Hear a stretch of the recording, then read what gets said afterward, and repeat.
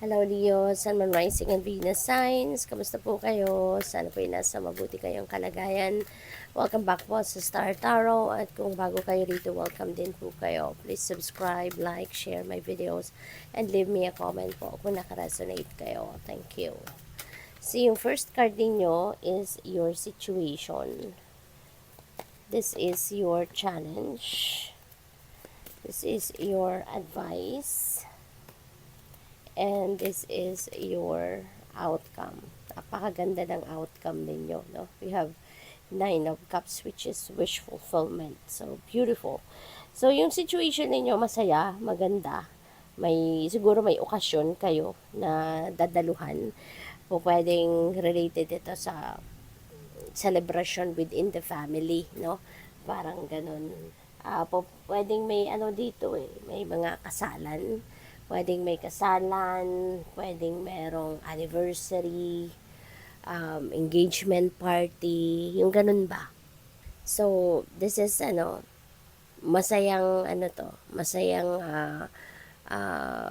masayang period ito sa buhay ninyo. At siguro din, may naririnig akong parents. So, baka yung parents ninyo is celebrating their milestone sa kasal nila, no? Baka may renewal of vows, mga ganon, no? Yun ang napipick up ko dyan. But anyways, this could also involve travel. So, baka ang iba sa inyo magta-travel. Baka you are coming from abroad pa, or you're coming from a far, tawag dito, far place, no? Pwedeng domestic travel yan, no? So, depende sa inyong sitwasyon. Yung challenge ninyo is 4 of Cups, you know. So, 4 of Cups, merong offer sa inyo rito Pero, siguro hindi kayo bukas para ngayon sa mga bagong opportunity, yung mga ganun.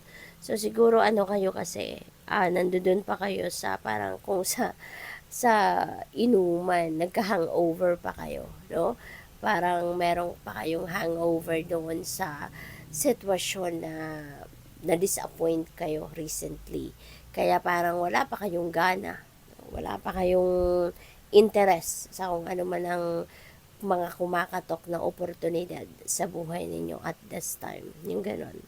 So, yung advice ninyo is Page of Swords, no? Pupwede na yung mga impormasyon, balita, meron pa ritong paparating na mga pwedeng inspiration, na dadating sa inyo rito na maaaring makatulong na magkaroon ng direction ngayon ang isip ninyo. Kasi dito sa 4 of Cups, parang wala kayong gana, wala kayong amor, 'di ba? Sa mundo, wala kayong amor sa mga bagay-bagay, 'di ba? Parang dead man lang kayo sa ngayon.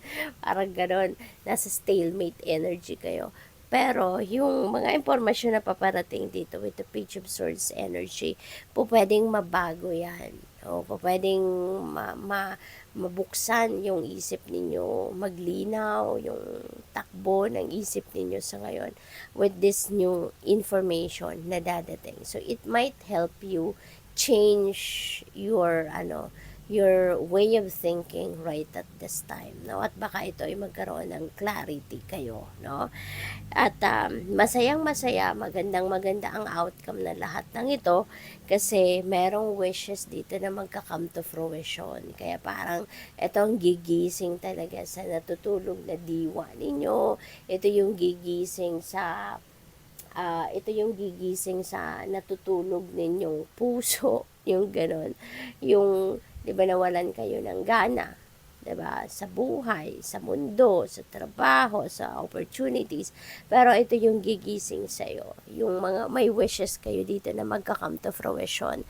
Kaya biglang sasaya kayo, no?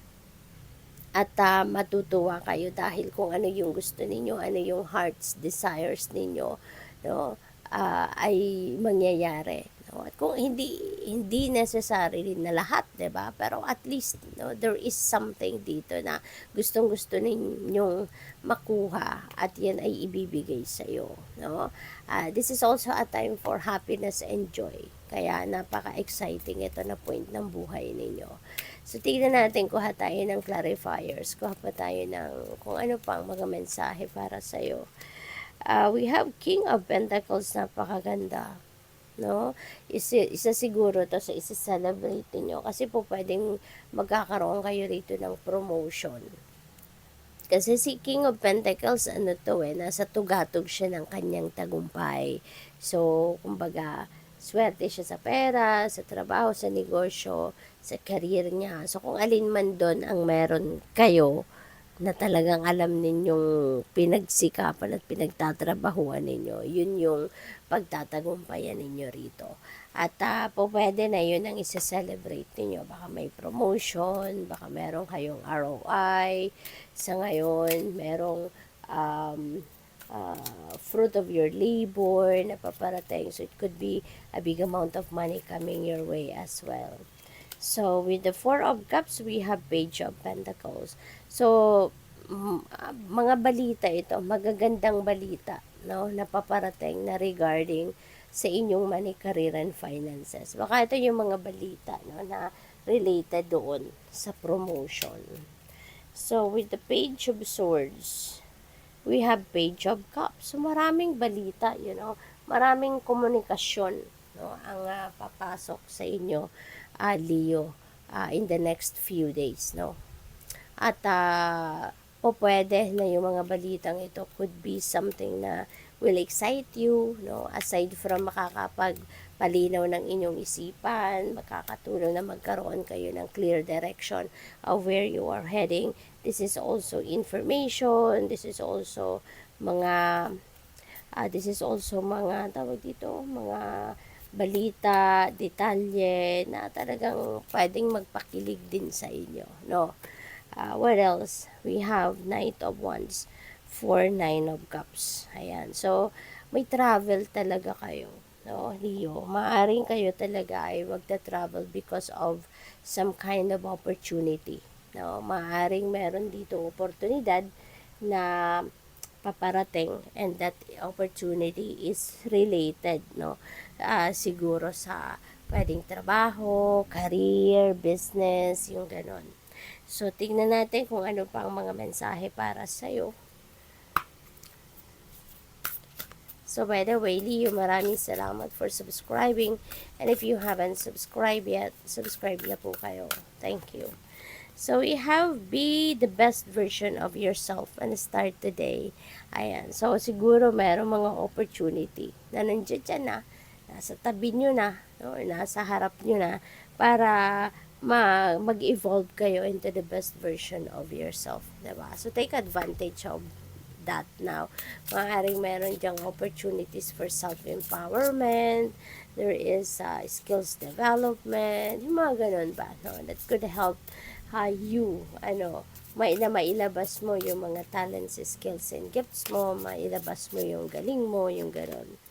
Exhausted, feel financially drained, lacking viable options, recharge and regroup. Ayan. So, baka napapagod kayo, hindi lang physically, but also mentally, emotionally, no? So, baka napapagod na kayo kakabudget, napapagod na kayo kakatrabaho, yung ganun ba, no?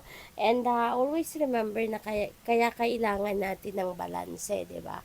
Kailangan natin na meron tayong plano, mayroon tayong priorities, para nang sa gayon, alam natin kung ano yung mga bagay na dapat nating unahin. Kasi hindi lahat ng trabaho magagawa natin all at the same time, hindi ba?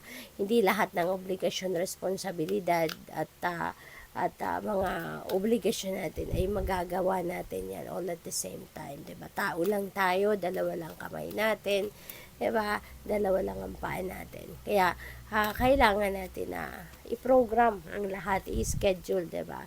Para alam natin din kung ano yung uunahin natin. Alin yung dapat na i-prioritize, something like that. Otherwise, talaga madidrain kayo.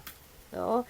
At kung hindi kayo nagpapahinga, lalong-lalo nang manghihina kayo, so mas lalo nang hindi ninyo yan mapaperform lahat na dapat ninyong gawin, 'di ba? Kaya kailangan din na mag-recharge ka, magpahinga ka, then once na nakapag-replenish ka na ng lost energy mo, then go back, no, sa pag sisikap na matapos mo ang kung ano-ano pa na kailangan gawin, diba? So, we have Unfinished Symphony. Ayan. So, dito naman sa Unfinished Symphony, baka meron kayo ritong, unfinished business, no? At pwedeng sa ngayon, baka magkakaroon na kayo ng oras din para dito. Or baka there is an opportunity para balikan mo kung ano man ang unfinished business na ito. So, that is possible, no? Kaya, kung ano man yan, sa ngayon, siguro naiisip ninyo na, teka lang, may hindi pa ako natatapos doon na tignan ko nga or asikasuhin ko nga at nang matapos. So, yun ang babalikan ninyo. So, tignan natin kung ano pa yung final message ninyo rito. You have time. Sabi dito, time for courage, trust your inner strength, and forge ahead. Okay? So, ano man ang inyong maging sitwasyon, lagi lang dapat kayong magpakatatag, tibayan ang inyong loob. Kasi kahit marami kayong kailangan asikasuhin at napapagod na kayo, yung courage ninyo at inner strength, makakatulong yan na mas lalo pa kayong magpursige at dumiskarte kung paano ninyo matatapos ang lahat, paano ninyo mahaharap ang mga obstacles, paano ninyo mahaharap yung mga problema. Okay? So, good luck sa iyo. Thank you for watching. Love and light. Namaste.